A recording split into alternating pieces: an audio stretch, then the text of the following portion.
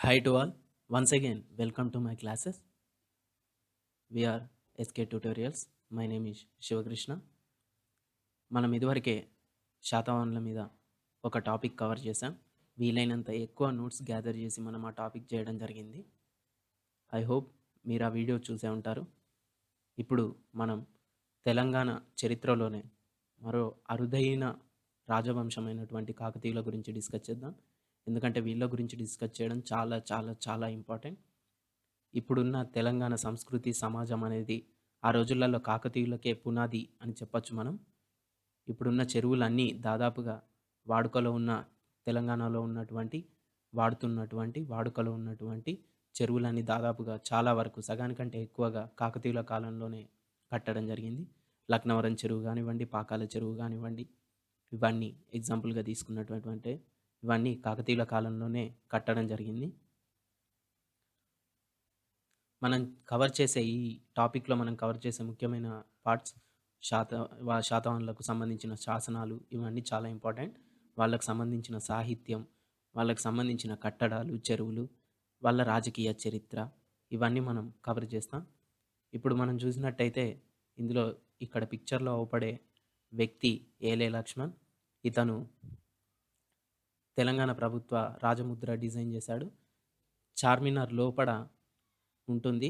దాని బయట మన కాకతీయ కళాతోరణం ఉంటుంది. కాకతీయ కళాతోరణం దాని లోపల చార్మినార్ ఉంటుంది. అంటే రాజముద్రకు సంబంధించిన డిజైన్‌లో కూడా కాకతీయులకు సంబంధించినటువంటి తోరణం ఉందంటే కాకతీయులకు ఎంత ఇంపార్టెన్స్ ఉందో మనం అర్థం చేసుకోవాలి. దీన్ని డిజైన్ చేసింది ఏలే లక్ష్మణ్. దీన్ని గుర్తుంచుకోండి. ఈ పేరు కూడా చాలా ఇంపార్టెంట్. రాజముద్ర డిజైన్ చేసింది ఏలే లక్ష్మణ్. నెక్స్ట్ మనం ఫస్ట్ టాపిక్‌కి వెళ్ళిపోతే ఇందులో మనకు కనిపించేటువంటి ముఖ్యమైన శాసనాలు. ఈ శాసనాలు చాలా చాలా ఇంపార్టెంట్. ఫర్ ఎగ్జాంపుల్ మాంగల్య శాసనం వేయించిన రాజెవరు? కాకతీయుల గురించి తెలిపే మాంగల్య శాసనం వేయించిన రాజెవరు? లేకపోతే వేయి స్తంభాల గుడి శాసనం వేయించిందెవరు? లేకపోతే బయ్యారం చెరువుకు సంబంధించిన శాసనం వేయించిందెవరు? ఇలా అడిగే ఛాన్సెస్ ఉన్నాయి. మళ్ళీ ఇందులో కూడా డీప్‌గా అడిగే ఛాన్సెస్ ఉంది. కాబట్టి అభ్యర్థులు గుర్తుంచుకోవాల్సింది ఏంటంటే రన్నింగ్ నోట్స్ ప్రిపేర్ చేసుకోవడం చాలా ఇంపార్టెంట్. ఈ వీడియోను కూడా చాలా జాగ్రత్తగా వినాల్సిందిగా నేను కోరుతున్నాను. ఇప్పుడు మనం ఫస్ట్ ఈ శాసనాలలో చూసుకున్నట్టయితే ఇక్కడ మాంగల్య శాసనం అనేది తూర్పు చాళుక్య రాజు దారానవుడు వేయించాడు. మాంగల్య శాసనం అనేది తూర్పు చాళుక్య రాజు దానార్ణవుడు వేయించాడు. అయితే ఇతని దగ్గర 4వ గుండరాజు కొరవికి పాలకుడిగా ఉండేవాడు.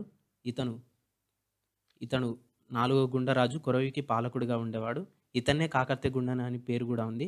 రాష్ట్రకూట రాజు 3వ కృష్ణుడు తూర్పు చాళుక్య వారసత్వ పోరాటంలో జోక్యం చేసుకొని చాళుక్య దానాన్నవుని సమర్థించాడు. ఈ చాళుక్య దానాన్నవుని సమర్థించాడు. ఎవరు? రాష్ట్రకూట రాజు 3వ కృష్ణుడు. అయితే ఈ కాకతీయులు రాష్ట్రకూటులకు మొదట సామంతులుగా ఉండేవారు. రాష్ట్రకూటుల దగ్గర సామంతుడిగా ఉన్నటువంటి కాకతీయ గుండన ఈయనే. ఈయనను చాళుక్య దానన్నవునికి హెల్ప్‌ఫుల్‌గా చేయడానికి వాళ్ళ వారసత్వ యుద్ధంలో చాళుక్య దానన్నవునికి హెల్ప్ చేయడానికి వారసత్వ యుద్ధంలో రాష్ట్రకూట రాజు ఈ మన కాకతీయ గుండనను కాకతీయ వంశానికి చెందినటువంటి కాకతీయ గుండనను దానన్నవునికి హెల్ప్ చేయమని యుద్ధంలో పంపిస్తాడు.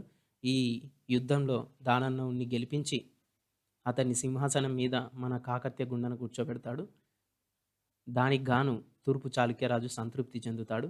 ఇతనికి ఏదో ఒక గిఫ్ట్ ఇవ్వాలని, నీకే గిఫ్ట్ కావాలో కోరుకో అని అన్నందుకు యుద్ధ సమయంలో ఇతని 4వ గుండన అదే మన కాకతీయ గుండన ఆయురారోగ్యాలతో ఉండాలి. అంతేకాకుండా యుద్ధంలో గెలవాలి. ఇతను సుఖ సంతోషాలతో ఉండాలని ఒక బ్రాహ్మణుడు దొమ్మన అతని పేరు. ఒక బ్రాహ్మణుడు కార్పటి వ్రతం అనేది చేస్తాడు. కార్పటి వ్రతం అంటే ఆయురారోగ్యాలతో ఉండాలి. 100 ఏళ్ళు కలకాలం సుఖంగా బతకాలి అని చేసే వ్రతమే కార్పటి వ్రతం. దీన్ని దొమ్మన అనే బ్రాహ్మణుడు చేస్తాడు. ఈ కార్పటి వ్రతం చేసినటువంటి దొమ్మనకు ఏదో ఒక గ్రామాన్ని దానంగా ఇవ్వమని ఈ 4వ గుండన దానన్నవుని అభ్యర్థన పెట్టుకుంటే దానన్నవుడు దొమ్మనకు మాంగల్లు అనే గ్రామాన్ని అగ్రహారంగా ఇచ్చేస్తాడు. బ్రాహ్మణులకు ఫ్రీగా ఇచ్చే గ్రామాలను అగ్రహారాలు అంటారు. వీటిపైన ఎటువంటి టాక్సెస్ ఉండవు. దానన్నవుడు మాంగల్లు అనే గ్రామాన్ని ఈ బ్రాహ్మణుడైన దొమ్మనకు అగ్రహారంగా ఇస్తాడు. ఇది తెలుపుతూ వేయించే శాసనమే మాంగల్య శాసనం. ఇది చాలా చాలా ఇంపార్టెంట్. ఎందుకంటే కాకతీయులకు సంబంధించిన ఒక మూల పురుషుని పేరు ఇందులో ఉంటుంది. కాకతీయ గుండన అతను. ఫస్ట్ టైం కాకతీయులకు సంబంధించిన మూల పురుషుల గురించి తూర్పు చాళుక్య రాజు వేయించాడు. అంటే అప్పటి వరకు వీళ్ళు సామంతులుగానే ఉన్నారు. ఎవరికి? రాష్ట్రకూటులకు సామంతులుగా ఉన్నారు. అంటే ఇప్పుడు గుర్తుంచుకోవాల్సింది ఏంటి? మాంగల్య శాసనం వేయించింది ఎవరు? దానార్నవుడు. ఇతనెవరు? తూర్పు చాళుక్య రాజు. నెక్స్ట్ వేయి స్తంభాల గుడి శాసనం. వేయి స్తంభాల గుడి శాసనం వేయించింది కాకతీయ రుద్రదేవుడు. ఇది కూడా ఇంపార్టెంటే. ఎందుకనంటే ఇది వేయించింది 1063వ సంవత్సరంలో.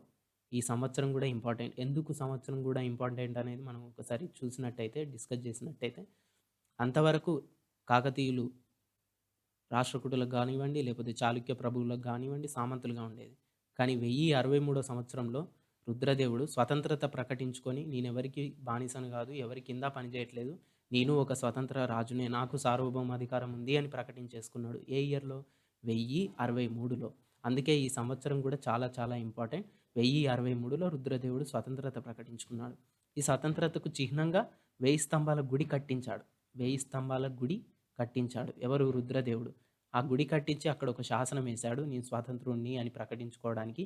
ఆ శాసనమే 1000 స్తంభాల గుడి శాసనం. 1000 స్తంభాల గుడి హన్మకొండలో ఉంది. దీన్ని నిర్మించిన వ్యక్తి కాకతీయ రుద్రదేవుడు. ఈ పాయింట్ కూడా ఇంపార్టెంటే. కాకతీయ రుద్రదేవుడు. 1000 స్తంభాల గుడి కట్టింది ఎవరు? కాకతీయ రుద్రదేవుడు. యాక్చువల్గా ఈ 1000 స్తంభాల గుడికి, 1000 పిల్లర్ టెంపుల్కి అసలు పేరు రుద్రేశ్వర ఆలయం. ఎందుకు? రుద్రదేవుడు కట్టించాడు కాబట్టి రుద్రేశ్వర ఆలయం. రుద్రుని యొక్క, ఈశ్వరుని యొక్క ఆలయం అని అర్థం. అయితే ఎగ్జామ్లో అడిగేటప్పుడు రుద్రేశ్వర ఆలయం కట్టించింది ఎవరు అని అడగరు. ఎందుకంటే ఆప్షన్లో రుద్రదేవుడు అని ఉంటుంది, చూడగానే మనం పెట్టేస్తాం కాబట్టి అలా డైరెక్ట్గా ఇచ్చేలాగా అడగరు. కొంచెం టిపికల్గా ఉండాలి కాబట్టి 1000 పిల్లర్ టెంపుల్ కట్టించింది ఎవరు? 1000 స్తంభాల గుడి కట్టించింది ఎవరు? హన్మకొండలోని 1000 స్తంభాల గుడి కట్టించింది ఎవరు? ఇలా అడుగుతారు. అదెవరు? రుద్రదేవుడు. సంవత్సరం ఇప్పుడు నేను ఎందుకు ఇంపార్టెంట్ అని చెప్పానో మీకు అర్థమయ్యే ఉంటుంది. కాకతీయ రాజులలో మొదటగా స్వతంత్రత ప్రకటించుకున్నది రుద్రదేవుడు. ఇతను స్వతంత్రత ప్రకటించుకున్నది 1063 సంవత్సరంలో. అందుకే ఈ శాసనం వేయించిన, 1000 స్తంభాల గుడి శాసనం వేయించిన సంవత్సరం కూడా చాలా ఇంపార్టెంట్. నెక్స్ట్ బయ్యారం చెరువు శాసనం. ఈ బయ్యారం చెరువు శాసనాన్ని వేయించింది మైలాంబ. రాణి ఈమె. ఈమె యాక్చువల్గా గణపతి దేవుని యొక్క చెల్లి. ఈ బయ్యారం చెరువు శాసనం వేయించింది. బయ్యారం అనేది ఖమ్మం జిల్లాలో ఉంది. బయ్యారం చెరువు శాసనం ఏం తెలియజేస్తుందనంటే, ఈ మైలాంబ ఒక బయ్యారం అనే గ్రామాన్ని ఏర్పాటు చేసి అక్కడ ఒక చెరువు దవ్వించి ఆ గ్రామ ప్రజలు పంటలు పండించుకోవడానికి, వ్యవసాయం చేయించుకోవడానికి అక్కడ ఒక చెరువు దవ్వించిందిగా మనకు తెలుస్తుంది. ఆ చెరువు దగ్గర ఈమె ఈ శాసనం వేయించింది. నేను మైలాంబను, ఇక్కడ ఒక గ్రామాన్ని ఏర్పాటు చేస్తున్నాను, ఆ గ్రామానికి బయ్యారం అని పేరు పెట్టాను, ఆ గ్రామస్తులు వ్యవసాయం చేసుకోవడానికి, తాగునీటికి మరియు ఇతర అవసరాల కోసం ఒక చెరువు తవ్విస్తున్నాను అని ఆ శాసనంలో ఉంది. ఆ శాసనం ప్రకారం ఆ చెరువు పేరు బయ్యారం శాసనంగా పేర్కొనబడుతుంది. ఈ బయ్యారం చెరువు శాసనం ఇంపార్టెన్స్ ఇంకొకటి కూడా ఉంది.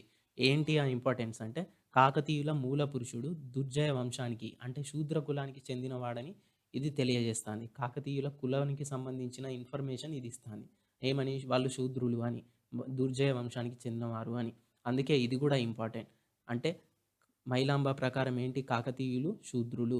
ఆమె బయ్యారం చెరువు శాసనం ఎవరు వేయించింది? గణపతి దేవుని చెల్లి. అంటే ఎవరు? రాజు యొక్క చెల్లె సొంతంగా మేము దుర్జయ వంశానికి చెందిన వారం, శూద్ర నిమ్న కులాలకు చెందిన వాళ్ళమని ప్రకటించింది కాబట్టి ఈ బయ్యారం చెరువు కూడా ఇంపార్టెంట్. ఇంకొక ఇంపార్టెంట్ పాయింట్ ఏంటంటే, ఈ బయ్యారం చెరువు శాసనంలో ఇది రాసుకోండి.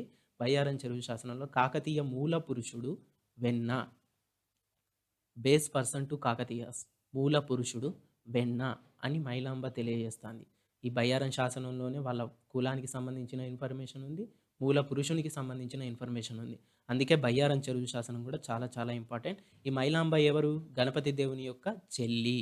గణపతి దేవుడు ఎవరు? కాకతీయులలో అతి ముఖ్యమైన రాజు, ఎక్కువ కాలం అంటే 63 సంవత్సరాలు దాదాపుగా పరిపాలించినటువంటి రాజు. నెక్స్ట్ ఇంపార్టెంట్ శాసనం రామప్ప గుడి శాసనం. ములుగు పాలంపేట, ములుగు దగ్గరలో ఉన్నటువంటి రామప్ప గుడి శాసనం. దీన్ని అంటే ఈ గుడి కట్టించి గుడి దగ్గర ఒక శాసనం వేయించాడు. వేయించింది ఎవరు? రేచర్ల రుద్రుడు. ఈయన చాలా చాలా చాలా ఇంపార్టెంట్ పర్సన్ రేచర్ల రుద్రుడు. ఎందుకనంటే ఈయనే గణపతి దేవుని యొక్క ముఖ్య సేనాని. గణపతి దేవుని యొక్క ముఖ్య సేనాని. యాక్చువల్గా గణపతి దేవుడు చిన్నతనంలోనే వేరే రాజుకు బందీగా పట్టుబడతాడు. ఆ సమయంలో ఈ 11 నెలలు, దాదాపుగా 11 నెలల సమయం వరకు ఈ రేచర్ల రుద్రుడే కాకతీయ వంశం, కాకతీయుల యొక్క రాజ్యం పరాధీనం కాకుండా, సామంతులు అల్లకల్లోలాలు సృష్టించకుండా చాలా జాగ్రత్తగా కాపాడాడు. అందుకే రేచర్ల రుద్రుడు చాలా చాలా ఇంపార్టెంట్ పర్సన్. ఇతను కట్టించిన రామప్ప ఆలయం కూడా కాకతీయులు అన్ని గుళ్ళల్లో ఏ గుడి అయినా కానివ్వండి, కాకతీయులు కట్టించిన అన్ని గుళ్ళల్లో ముఖ్యమైన గుడిగా చెప్పుకోవచ్చు. ఇతను ఎవరు? గణపతి దేవుని యొక్క సేనాని. రామప్ప గుడి కట్టించింది ఎవరు? రేచర్ల రుద్రుడు. యాక్చువల్గా ఆ గుడి పేరు కూడా రుద్రేశ్వర ఆలయమే. ఇక్కడ రుద్రదేవుడు కట్టించిన గుడి పేరు కూడా రుద్రేశ్వర ఆలయమే. కానీ దాన్ని ఏమని పిలిచారు? వేయి స్తంభాల గుడి అని పిలిచారు. ఇక్కడ కూడా రేచర్ల రుద్రుడు సేనాని, గణపతి దేవుని సేనాని కట్టించింది ఏం గుడి? రామప్ప గుడి కాదు, రుద్రేశ్వర ఆలయం. కాకపోతే అది అతి మనోహరంగా కట్టబడిన గుడి. దీనికి రామప్ప గుడి అని పేరెందుకు పోయిందనంటే, దీన్ని కట్టించింది ఒక శిల్పి. అతని పేరు రామప్ప. అతని పేరు మీదుగా ఈ గుడి ఏర్పడింది. ఎందుకంటే రమ్యంగా, అతి సుందరంగా రామప్ప ఈ గుడిని తీర్చిదిద్దడం వల్ల ఎవరు కట్టారు అనే ఇన్ఫర్మేషన్ తోటి, కుతూహలంతోటి రామప్ప కట్టాడు, రామప్ప కట్టాడు, రామప్ప గుడి అని పిలువబడి చివరికి రామప్ప గుడిగా స్థిరపడింది. ఇక్కడ ఈ శాసనాన్ని దాదాపుగా గుర్తుంచుకోవడానికి ట్రై చేయాలి. శాసనం ఇయర్‌ని. ఎందుకనంటే ఈ 1213 అనేది ఈజీగా గుర్తుంచుకోవడానికి ఛాన్స్ ఉంటుంది కాబట్టి 1213 ఎలా గుర్తుంచుకోండి? 12, 12 తర్వాత 13, 12, 12 ఆఫ్టర్ 13 ఇలా గుర్తుంచుకోవడానికి ట్రై చేయండి. నెక్స్ట్ ద్రాక్షారామం శాసనం. ఇదంత ఇంపార్టెంట్ కాదు. కాకపోతే సమగ్రంగా ఇన్ఫర్మేషన్ ఇవ్వడానికి ట్రై చేశా. టిపికల్‌గా క్వెషన్ అడగాలని అనుకుంటే ఇలాంటివి అడగడానికి ఛాన్స్ ఉంటుంది. ద్రాక్షారామం శాసనం వేయించింది ఎవరు? మాల్యాల హేమాద్రి రెడ్డి. ఈయన కూడా గణపతి దేవుని యొక్క సేనానే. నెక్స్ట్ ఇదొక్కటి గుర్తుంచుకుంటే సరిపోతుంది. దీనికి ఇయర్ అవసరం లేదు. నెక్స్ట్ మోటుపల్లి అభయ శాసనం. దీన్ని వేయించింది గణపతి దేవుడు. ఇది కూడా చాలా చాలా చాలా ఇంపార్టెంట్. కాకతీయులలో వేయించిన శాసనాలలో అభయ శాసనం అని పేరున్నది ఒక మోటుపల్లి అభయ శాసనానికి మాత్రమే. దీన్ని వేయించింది గణపతి దేవుడు. అభయ శాసనం అని అవుపడితే చాలు, టిక్ పెట్టాల్సింది గణపతి దేవుడు. అయితే ఇక్కడ గుర్తుంచుకోవాల్సిన ఇంకో ముఖ్యమైన విషయం ఏంటంటే, మోటుపల్లి అనేది ఒక రేవు పట్టణం. గణపతి దేవుడు ఈ కాకతీయుల కాలంలో మోటుపల్లి అనేది వర్తక వాణిజ్యానికి సంబంధించిన ముఖ్యమైన ఒక రేవు పట్టణం. అంటే షిప్ యార్డ్. ఇక్కడి నుంచే విదేశాలకు వర్తకం జరుగుతూ ఉండేది, బిజినెస్ జరుగుతూ ఉండేది. ఈ షిప్ యార్డ్ నుంచే షిప్‌లో వాణిజ్యం వెళ్తూ ఉండేది. ఈ మోటుపల్లి దగ్గర ఇతను ఒక శాసనం వేయించాడు. ఏమని? అభయం ఇస్తున్నాను మీకందరికీ. ఇక్కడ టాక్సెస్ తక్కువగా ఉండడానికి ట్రై చేస్తా, పన్నులు తక్కువగా ఉండడానికి ట్రై చేస్తా, బిజినెస్ మీకు హెల్ప్‌ఫుల్‌గా ఉండేలా ట్రై చేస్తా. ఇక్కడ దొంగల బెడద ఎక్కువగా ఉండకుండా నేను ట్రై చేస్తా. ఎవరైనా దొంగతనాలకు పాల్పడితే వాళ్ళని కఠినంగా శిక్షిస్తా అని అభయం ఇస్తున్నాడు. అంటే మీకు నేను మాటిస్తున్నాను. I am giving you promise అని గణపతి దేవుడు వేయించిన శాసనం అభయ శాసనం. అభయం ఇస్తూ వేయించినటువంటి శాసనం. వేయించింది ఎక్కడ? మోటుపల్లి ప్రాంతంలో. ఎందుకు అక్కడే వేయించాడు? అది చాలా ముఖ్యమైన రేవు పట్టణం. దాదాపుగా బిజినెస్ మొత్తం కాకతీయులకు సంబంధించింది మోటుపల్లి నుంచే సగానికంటే ఎక్కువగా జరిగేది కాబట్టి అక్కడ ముఖ్యమైన శాసనం కావాలి కాబట్టి అక్కడ వేయించాడు. ఇంపార్టెంట్ క్వెషన్ ఏంటంటే, మోటుపల్లి అభయ శాసనం వేయించింది ఎవరు? గణపతి దేవుడు. ఇక్కడ కూడా మనకు సంవత్సరం అంతగా ఇంపార్టెంట్ కాదు. మోటుపల్లి అభయ శాసనం వేయించింది ఎవరు? గణపతి దేవుడు. సరిపోతుంది. నెక్స్ట్ చందుపట్ల శాసనం. ఇది చాలా చాలా ఇంపార్టెంట్. చందుపట్ల శాసనం అనేది ఇది నల్గొండ జిల్లాలో ఉంది. చందుపట్ల అనేది గ్రామం పేరు. చందుపట్ల అనేది గ్రామం పేరు. ఇది నల్గొండ జిల్లాలో ఉంది. దీన్ని వేయించింది పువ్వుల ముమ్మడి బంటు. అయితే ఇతను వేయించింది ఏంటంటే, ఇతని ఇన్ఫర్మేషన్ ఈ చందుపట్ల శాసనం ఎందుకు అంత ఇంపార్టెంట్ అనంటే, కాకతీయ వంశానికి చెందినటువంటి రాణి రుద్రమాదేవి యొక్క మరణం గురించి తెలియజేసే శాసనం. ఇది ఇటీవల కనుక్కోబడిన శాసనం. అంతకు ముందు వరకు ఈ శాసనం వెలుగులోకి రావడానికి ముందు వరకు అసలు కాకతీయ రుద్రమాదేవి ఎలా మరణించిందనే ఇన్ఫర్మేషన్ ఎక్కడ కూడా మనకు దొరకడం లేదు. ఈ పువ్వుల ముమ్మడి అనేవాడు చందుపట్ల శాసనం వేయించాడు. ఇతను ఒక బంటు. అయితే ఎవరికి బంటు? కాకతీయ రాణి యొక్క సేనానికి బంటు. ఈమె ఇతని సేనాని ఒక రాజు అంబదేవుడనే, కాయస్థ అంబదేవుడనే వీళ్ళ సామంత రాజు తిరగబడతాడు. ఎవరికి? కాకతీయ రుద్రదేవికి. ఏమని? నేను నీకు సామంతునిగా ఉండను, నేను స్వతంత్రత ప్రకటించుకుంటాను, నేను స్వతంత్రంగా ఉంటాను అని తిరగబడి ఎవరిని దగ్గరికి రానివ్వడన్నట్టు. అయితే కప్పం కట్టడం అలాంటివన్నీ వదిలేస్తాడు.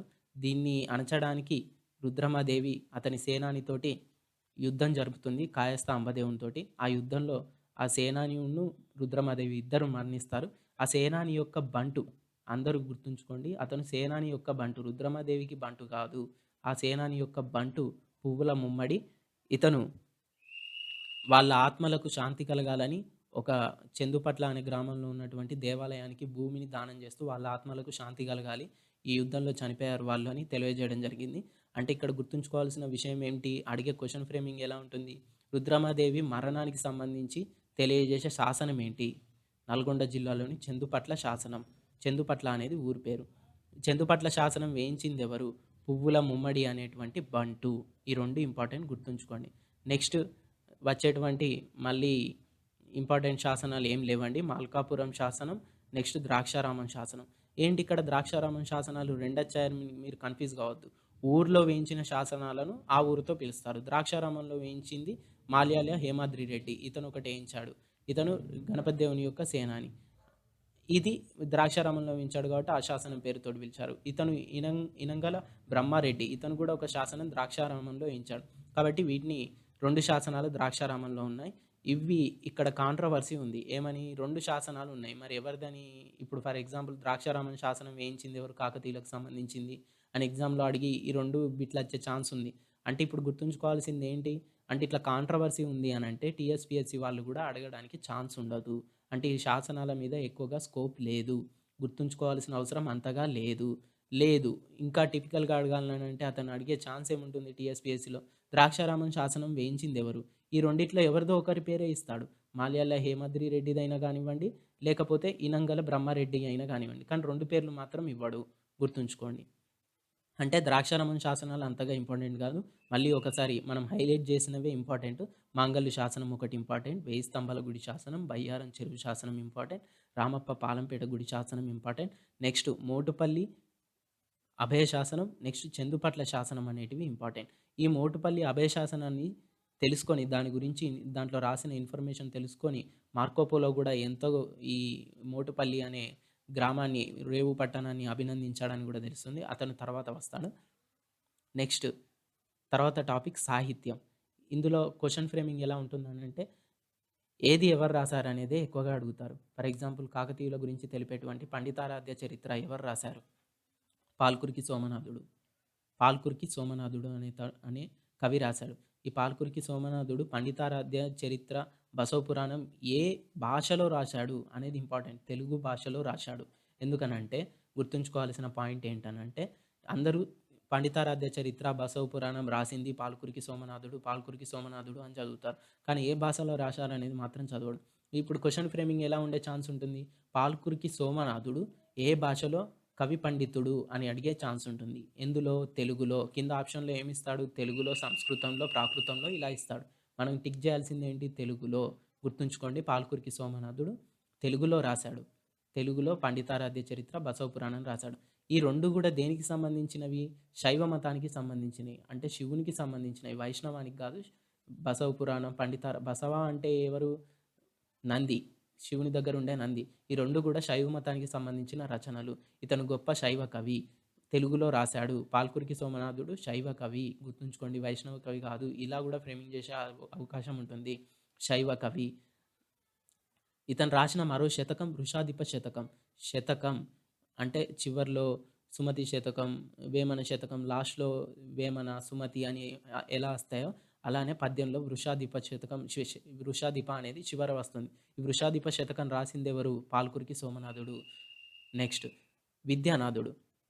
విద్యానాథుని మీద ఫ్రేమింగ్ ఎలా ఉంటుందంటే ముఖ్యమైన ఫ్రేమింగ్ గుర్తుంచుకోవాల్సింది. ఈయన ఎవరి ఆస్థాన కవి?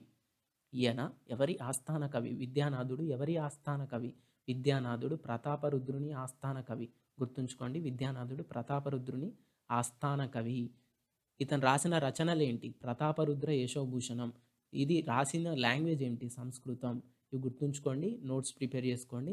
విద్యానాథుడు ప్రతాపరుద్రుని ఆస్థాన కవి. అతని మీదనే పొగుడుతూ ఒక రచన చేశాడు. దాన్ని ప్రతాపరుద్ర యశోభూషణం అని పేరు పెట్టాడు.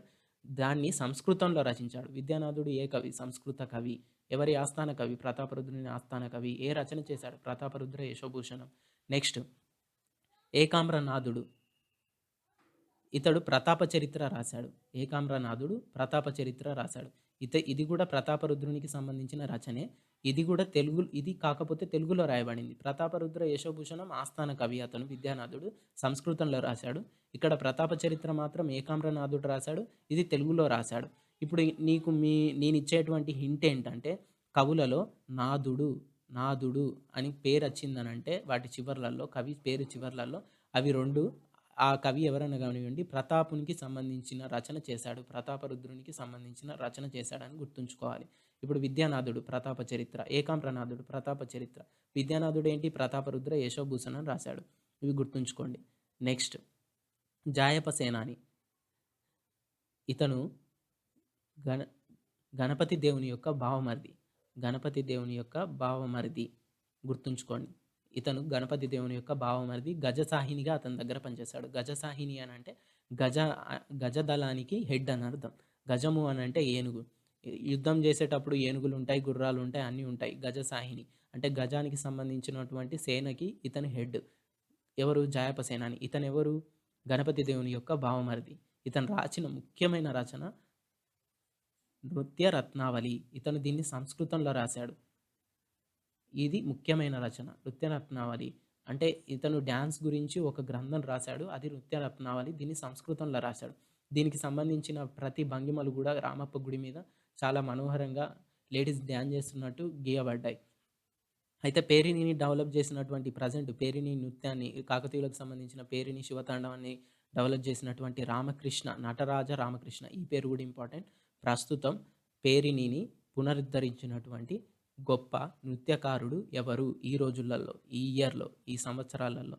ఎవరు? నటరాజ రామకృష్ణ. ఈయన దాన్ని ఎలా పునరుద్ధరించాడు? అది అంతమైపోయింది ఎప్పుడో, కనుమరుగైపోయిన పేరిణిని ఈ నృత్య రత్నావళిని గ్రంథాన్ని చదివి అలాగే రామప్ప గుడి మీద ఉన్నటువంటి శిల్పాలను అర్థం చేసుకొని పేరిణి ఫామ్‌ను మళ్ళీ పునరుద్ధరించాడు. అంటే చనిపోయిన ఆ కళను మళ్ళీ పునరుజ్జీవం చేశాడు. ఎవరు? నటరాజ రామకృష్ణ. ఇది చాలా ఎగ్జామ్స్‌లో అడిగిన బిట్టు. ఇప్పటివరకు దాదాపుగా టీఎస్‌పీఎస్‌సీ ఈ నవంబర్ 2016 వరకు దాదాపుగా 5 ఆర్ 6 ఎగ్జామ్స్ కండక్ట్ చేస్తే దాంట్లో 3 ఎగ్జామ్స్‌లో అడిగారు. పేరిణి శివతాండవాన్ని పునరుద్ధరించినటువంటి నృత్యకారుడు ఎవరు? శ్రీ నటరాజ రామకృష్ణ, ఆర్‌కేఎస్ఆర్ అని షార్ట్‌కట్‌లో గుర్తుపెట్టుకోండి. ఆర్‌కే రామకృష్ణ.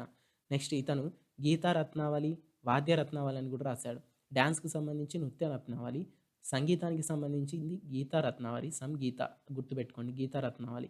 వాద్య రత్నావళి అని అంటే మృదంగం, తబలా వీటికి సంబంధించి డప్పులకు సంబంధించి వాద్య రత్నావళి అని సంస్కృతంలో ఇతర రచనలు చేశాడు. కాకపోతే గీత రత్నావళి, వాద్య రత్నావళి అనేవి మాత్రం దొరకట్లేదు. మనకు దొరికిన ఒకే ఒక గ్రంథం నృత్య రత్నావళి సంస్కృతంలో రాశాడు. ఇది ఇంపార్టెంట్ గుర్తుంచుకోండి. నెక్స్ట్ వినుకొండ వల్లభరాయుడు. ఇతను కాకతీయుల కాలంలోని కవియే. ఇతను రాసింది ఏంటంటే క్రీడాభిరామం తెలుగులో రాశాడు. ఇది ఒక నాటకం. క్రీడాభిరామం అనేది ఒక నాటక రచన. ఇది తెలుగులో రాయబడింది. గుర్తుంచుకోండి. క్రీడాభిరామం ఎందులో రాయబడింది? తెలుగులో రాయబడింది. ఈ క్రీడాభిరామం వినుకొండ వల్లభరాయుడు రాశాడు. దీంట్లో ఏముంటుందనంటే ఇద్దరు ఫ్రెండ్స్ డిస్కస్ చేస్తూ ఉంటారు. వరంగల్ కోటలోని విశేషాలు, అంటే అక్కడ ఎలా ఉండేది, ప్రజల జీవన విధానం ఎలా ఉంటుంది. ఒక వ్యక్తి ఇంకొక వ్యక్తికి ఎక్స్‌ప్లెయిన్ చేస్తుంటాడు. టిట్టి, బట్టి అని ఇద్దరు, టిట్టిబ శర్మ, బట్టిబ శర్మ అని ఇద్దరు వ్యక్తులు ఉంటాడు. టిట్టి బట్టికి ఎక్స్‌ప్లెయిన్ చేస్తూ ఉంటాడు. ఏమని? కోటలో ఇలా ఉంది, అక్కడ పూటకలో ఇల్లులున్నాయి, రూపాయి తీసుకుంటే మనకు పుష్కలంగా తిండి పెడతారు. పూటకలో ఇల్లు అంటే నథింగ్ బట్ ఆ రోజులలో హోటల్ అని అర్థం. అక్కడ విశేషాలు ఎలా ఉండేవి అనేది ఒక నాటక రూపంలో గ్రంథస్థం చేశాడు. దాన్ని క్రీడాభిరామం అని అంటారు. తెలుగులో రాశాడు. రాసింది వినుకొండ వల్లభరాయుడు. నెక్స్ట్ ఏకామ్రనాథుడు ఇంతకుముందే డిస్కస్ చేసాం. ప్రతాప చరిత్ర తెలుగులో రాశాడు. కాకతీ రుద్రదేవుడు అంటే రుద్రదేవుడు రాజు. ఈ రుద్రదేవుడు ఎవరు? వేయి స్తంభాల గుడి కట్టించింది ఇతనే, ఇంతకుముందు మనం చదివినట్టు. ఈ రుద్రదేవుడు నీతిసారం అనే రచన చేశాడు. అంటే రాజు ఎలా ఉండాలి, రాజుకు సంబంధించిన అధికార గణం ఎలా ఉండాలి, సైన్యాన్ని ఎలా మెయింటైన్ చేయాలి అనే వాటి మీద స్టెప్ బై స్టెప్ ఒక చాప్టర్ లాగా క్రియేట్ చేసి నెక్స్ట్ తరాలకు అందివ్వడానికి రుద్రదేవుడు మొదట సమంత రాజు నుంచి స్వతంత్ర రాజుగా ప్రకటించుకున్న కాకతీయ రాజు ఎవరు? రుద్రదేవుడు. ఆయన తన మ్, మొత్తం గ్రంథస్థం చేశాడు. తన పరిపాలనకు సంబంధించిన వాటిని ఒక గ్రంథస్థం చేసి రాజు ఇలా ఉండాలి, తన అధికార గణం ఇలా ఉండాలి, ఉద్యోగులు ఇలా ఉండాలి అని తెలుగులో రాశాడు. ఎవరు? కాకతీ రుద్రదేవుడు. నెక్స్ట్ ఇంపార్టెంట్ కవి బద్దెన. ఇతను నీతి శాస్త్ర ముక్తావళి రాశాడు. నీతి సారం రాసింది రుద్రదేవుడు. రాజుకు అంతగా ఏమంటారు, రచనల మీద పట్టు ఉండదు. జస్ట్ అతను తెలుగులో రాసుకున్నాడు అన్నట్టు. రాజు ఇలా ఉండాలి, అలా ఉండాలి అంతే, ఎక్స్‌ప్లనేషన్ చేసుకున్నాడు. దాన్ని ఒక కవిలాగా రచన చేసి రాయలేదు. అందుకే సింపుల్‌గా నీతి సారం, సారం అంటే మొత్తం అని అర్థం. నీతి మొత్తం, రాజు పాటించాల్సిన రాజనీతి మొత్తం గురించి నీతి సారం అనేది తెలియజేస్తుంది అంతే. సింపుల్‌గా రాశాడు నీతి సారం. ఎందుకు? రాజుకు కవులకు సంబంధించినట్లుగా రచనల మీద అంతగా పట్టు ఉండదు. నెక్స్ట్ బద్దెన అనేవాడు కవి. సహజంగానే కవి బద్దెన అనేవాడు. కాబట్టి ఇతను రాసేది పేరులోనే తెలిసిపోతుంది. నీతి శాస్త్ర ముక్తావళి. ఇతను కవి అనేదానికి నీతి శాస్త్ర ముక్తావళి. కన్‌ఫ్యూజ్ కావద్దు. నీతి సారం రాసింది రుద్రదేవుడు. సింపుల్‌గా రాసేసిండు. బద్దెన రాసింది నీతి శాస్త్ర ముక్తావళి. ఇతను రాసిన లాంగ్వేజ్ ఏంటి? తెలుగు. ఇతనే ఇంకొకటి రచన కూడా చేశాడు. ఏంటి? సుమతి శతకం. సుమతి శతకం. ఏంటి లాస్ట్‌కు సుమతి అనొస్తుంది పద్యంలలో. వేమన పద్యం విశ్వదాభిరామ వినుర వేమ అని ఎలా వస్తదో లాస్ట్‌కి కూడా సుమతి అని అలా వస్తది పద్యాలలో. సుమతి శతక కర్త ఎవరు? బద్దెన. ఇతను రాసిన రచన ఏంటి? నీతి శాస్త్ర ముక్తావళి. ఎందులో రాశాడు? తెలుగులో రాశాడు. నెక్స్ట్ కాసే సర్వప్ప. ఇతను రాసిన రచన ఏంటి? సిద్ధేశ్వర చరిత్ర. సిద్ధేశ్వర చరిత్ర ఏ లాంగ్వేజ్‌లో రాశాడు? తెలుగులో రాశాడు. ఇది కాకతీయుల వంశ చరిత్రకు సంబంధించిన ఇన్ఫర్మేషన్ మనకిస్తుంది. ఇప్పుడు మనం చదివినటువంటి ఈ రచనలు మొత్తం గూడా కాకతీయులకు సంబంధించిన వంశావళి మీద మనకు బ్రీఫ్‌గా ఎక్స్‌ప్లెయిన్ చేయడం అనేది జరుగుతుంది. కాబట్టి ఈ రచనలన్నీ కూడా ఇంపార్టెంటే. వీటన్నిటిని మీరు వీలైనంత వరకు నోట్స్‌లో రాసుకొని గుర్తుంచుకోవడానికి ట్రై చేయండి. ఎందుకంటే ఇది కాకతీయులకు సంబంధించినటువంటి బేస్ టాపిక్స్ ఇవన్నీ. ఖచ్చితంగా గుర్తుంచుకోవాలి. ఎగ్జామ్‌లో ఇవన్నీ ఇంపార్టెంటే. ఫర్ ఎగ్జాంపుల్ ఇప్పుడు 'నృత్యరత్నావళి' అనే సంస్కృత గ్రంథాన్ని రాసినటువంటి కాకతీయులకు చెందిన కవి ఎవరు? జాయపసేన అని. ఇలా అడిగే ఛాన్స్ ఉంటుంది. నెక్స్ట్ క్రీడాభిరామం. కాకతీయుల కోటలోని విశేషాలను తెలియజేసేటువంటి, ప్రజల జీవన విధానం తెలియజేసేటువంటి క్రీడాభిరామం అనే తెలుగు రచన చేసిందెవరు? వినుకొండ వల్లభరాయుడు. ఇలా క్వెషన్ ఫ్రేమింగ్ ఉంటుంది. అందుకే ఖచ్చితంగా కవి, అతని రచన గుర్తుంచుకోవడానికి ట్రై చేయండి. నెక్స్ట్ ఇంకా ముఖ్య ఇతర రచనలు గూడా ఉన్నాయి. ఇందులో గుర్తుంచుకోవాల్సిన అతి ఇంపార్టెంట్ పాయింట్ ఏంటంటే రంగనాథ రామాయణం. చాలా చాలా చాలా చాలా చాలా ఇంపార్టెంట్. ఖచ్చితంగా గుర్తుంచుకోవాలి.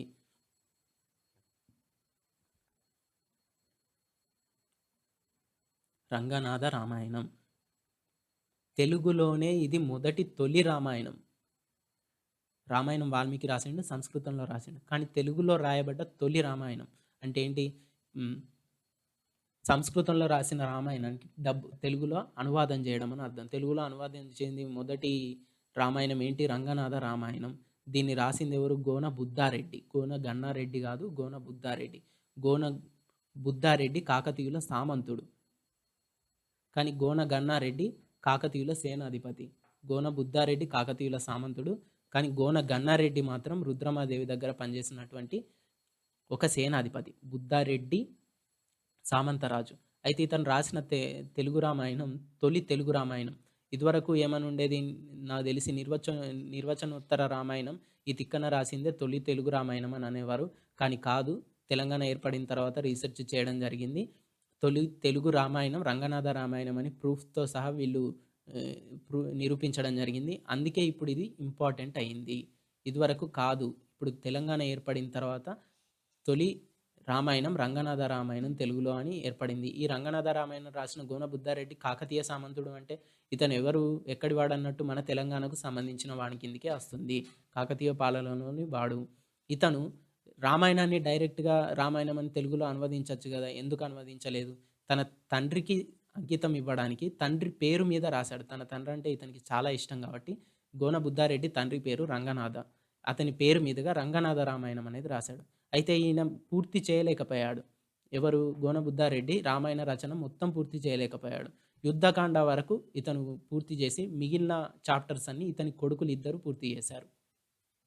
కానీ గుర్తుంచుకోవాల్సింది ఎవరు? ఏంటి ముఖ్యమైనది? స్టార్ట్ చేసింది ఇతనే కాబట్టి రంగనాథ రామాయణం రాసింది ఎవరు? గోన బుద్ధారెడ్డి. ఇంకా అడిగే ఛాన్స్ ఎలా ఉంటుంది? ఒకటే ఇస్తే ఒకటే పెట్టండి. లేదు అడిగే ఛాన్స్ ఎలా ఉంటుంది క్వెషన్ ఫ్రేమింగ్‌లో? రంగనాథ రామాయణం రాసిందెవరు? గోన బుద్ధారెడ్డి మరియు అతని కుమారులని గూడా ఉండే ఛాన్స్ ఉంటుంది ఆప్షన్స్‌లో. తొలి తెలుగు రామాయణం ఏంటి? ఖచ్చితంగా అడిగే బిట్ ఇది. ఏదో ఒక ఎగ్జామ్‌లో ఖచ్చితంగా అడుగుతారు. ఏంటి? రంగనాథ రామాయణం. నెక్స్ట్ తిక్కన సోమయాజి. అయితే ఈయన కాకతీయులకు సంబంధించిన రాజు కాదు. మనమసిద్ధి 2కు సంబంధించిన వాడు. కడప, గుంటూరు ఆ ఏరియాకు సంబంధించిన రాజు. కాకతీయుల సంబంధం లేదు. ఇతను నెల్లూరును పాలించేటువంటి మనమసిద్ధి రెండవ మనమసిద్ధి. మనమసిద్ధి 2 ఆస్థాన కవి. అయితే ఇతను ఇక్కడ రాయాల్సిన అవసరం లేదు. కానీ మనం ఎందుకు చదవాల్సిన అవసరం వస్తుందనంటే గణపతి దేవుని కాలంలో తిక్కన అనేవాడు గణపతి దేవుని కాలంలో అతని ఆస్థానానికి వచ్చి మనమసిద్ధికి ఇతని రాజు కష్టాల్లో ఉంటే మనమసిద్ధికి హెల్ప్ చేయమని కోరుతాడు. ఎందుకంటే మనమసిద్ధి తన రాజ్యాన్ని కోల్పోతాడు. తన రాజ్యం తనకు తిరిగి ఇవ్వాలని రాయబారిగా తిక్కనను పంపుతాడని అర్థం. రాయబారిగా తిక్కనను పంపుతాడు. అందుకే ఇతని గురించి కొంచెం తెలుసుకోవడం ఇంపార్టెంట్. ఇతను రాసిన రచన ఏంటి? నిర్వచనోత్తర రామాయణం. దీన్నెవరికి అంకితం ఇచ్చిండు? తన రాజు మన్మసిద్ధికి అంకితం ఇచ్చేసిండు. గుర్తుంచుకోండి. నిర్వచనోత్తర రామాయణం రాసింది తిక్కన. రంగనాథ రామాయణం రాసింది గోన బుద్ధారెడ్డి. అయితే ఈయన మహాభారతంలోని చివరి 15 పర్వాలు రాశాడు. గుర్తుంచుకోండి. చివరి కవిత్రయంలో మూడో వాడీనే. చివరి పర్వాలు 15 పర్వాలు రాసింది తిక్కన. అయితే కవిత్రయం అనంటే ముగ్గురు కవులు. నన్నయ్య, ఎర్రన, తిక్కన. తిక్కన కవిత్రయంలో మూడో వాడు. వీళ్ళు ఏం చేశారు? మహాభారతాన్ని మొత్తం తెలుగులోకి అనువదించడానికి ట్రై చేశారు. అయితే ముందున్నటువంటి ఇద్దరు రాశారు. మిగిలిన 15 పర్వాలు వాళ్ళు రాయలేకపోయారు. ఈ తిక్కన ఏం చేశాడు? ఆ 15 పర్వాలను పూర్తి చేసి తెలుగులో రాసేశారు. ఈ ముగ్గురు రాసిన 3 రచనలు కలిపేసి మహాభారతం తెలుగులో అనువాదం జరిగింది. అంటే ఒక్కరు చేయలేకపోయారు. ఇక్కడ రంగనాథ రామాయణాన్ని కూడా ఒక్కరు చేయలేకపోయారు. గోనబుద్ధారెడ్డి రాసిన తర్వాత తన ఇద్దరు కుమారులు పూర్తి చేశారు. అయితే దీన్ని ఇంపార్టెంట్ ఏంటంటే ఎవరికి అంకితం ఇచ్చాడు? రాజుకు అంకితం ఇవ్వలేదు. రాజుకు నిర్వచనోత్తర రామాయణం అంకితం ఇచ్చేసిండు. ఎవరికి ఇచ్చిండు? హరిహరనాథునికి ఇచ్చాడు. ఎందుకండి అంటే ఆ రోజులల్లో గుర్తుంచుకోండి, హరిహరనాథుడు వైష్ణవం శైవం చాలా చాలా గొడవలు పడుతున్నాయి. ఒకరినొకరు చాలా తిట్టుకుంటున్నారు. అంతెందుకు ఇంతకుముందు మనం చూసినట్టయితే ఇక్కడ చెప్పుకున్న పాల్కురికి సోమనాథుడు శైవ కవి అని చెప్పుకున్నాం. ఇతను వైష్ణవులను కుక్కలతో సమానంగా పోల్చి తిట్టిన సిచ్యువేషన్స్ ఉన్నాయి కాకతీయుల కాలంలో. కుక్కలతో సమానంగా అంటే నిలువు నామాలు పెట్టుకున్న కుక్కలు అని వైష్ణవులను పిలిచాడట ఆ రోజులలో. అంత దారుణంగా ఈసడించుకొని తిట్టడం జరిగింది. ఎవరు? పాల్కురికి సోమనాథుడు. అంటే శైవానికి వైష్ణవానికి ఎంత పడట్లేదో ఆ రోజులలో గుర్తుంచుకోండి. కానీ అదే కాలానికి చెందినటువంటి తిక్కన దానిని హరి అంటే విష్ణువు, హర అంటే శివుడు, ఇద్దరు ఒక్కటే అని ఇద్దరిని కలిపి ఒకే దేవునిగా కొలిచి హరిహరనాథుడు అనే దేవునికి అంకితం ఇచ్చేసిండు. హరిహరనాథుడు అంటే ఇద్దరు ఒక్కటే అనే దేవునికి అంకితం ఇచ్చేసిండు. అందుకే ఇది ఇంపార్టెంట్, గుర్తుంచుకోండి. నెక్స్ట్ ఇతనికి ఉన్న బిరుదు కవి బ్రహ్మ, ఉభయ కవి మిత్రుడు.